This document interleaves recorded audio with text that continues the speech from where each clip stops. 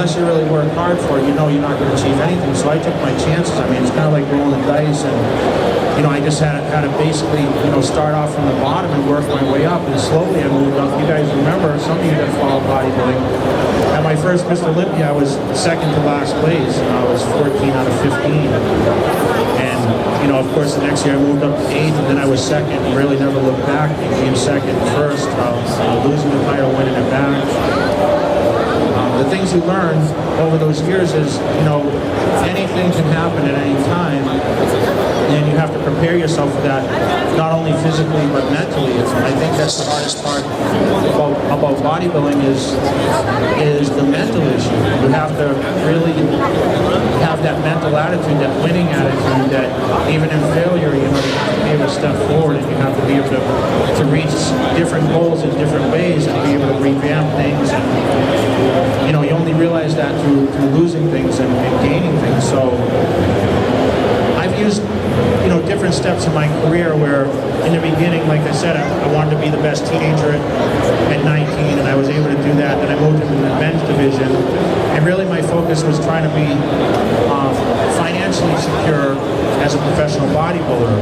I knew it would take some time possibly to win a pro show, so a few years later I won my first pro show, and then my next step was, of course, to compete in shows that I could possibly place and move up and keep building the J. Cutler name and build that fan base. And, I've been one of the fortunate ones where I've been around so long now. I think my fan base has grown so much, but it really gives me a big drive at this point to have that many people backing you up. When I walk on that Olympia stage, I mean, it's amazing when I walk out, and the place blows up for you because you have so many fans there. I mean, it makes you that's what really drives me to compete for Mr. Olympia is, you think about that when you're training. I think about standing here in front of you guys and speaking today. I think about when I go to the Arnold Classic and I'll line up for 3 hours long with people that want to, autograph and take a picture. And to me, that's what drives me at this point. I mean, I've already achieved the pinnacle of my bodybuilding career. I mean, I've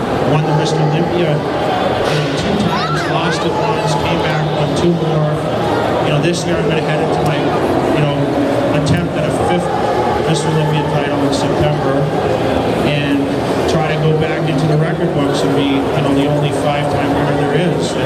Right now I'm the 4-time winner. So I think it's, I have a tough road ahead of me, and every year is different obstacles you have to overcome. And I just got back in the gym about 4 weeks ago. I took 2.5 months off after Mr. Olympia. I traveled to Europe and visited my whole fan base there, and gave my body a break, and actually my mind more than anything.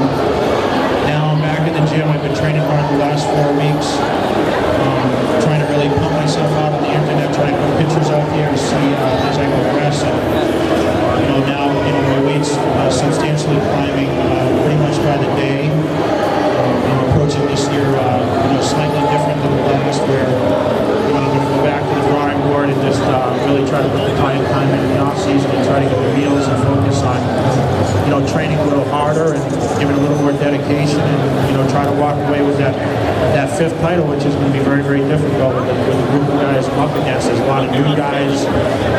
You guys that follow the magazines and internet, you guys know who all these new guys are, and I'm kind of like the old goat that everyone's trying to chase down now. I'm not really that old for the sport of bodybuilding, but I've been around so long. I had people stop me today and they said, "Man, how old are you, Jay?" And I said, "I'm 37 years old." They said, "Man, you just seem like you've been around forever." I said, "Thanks."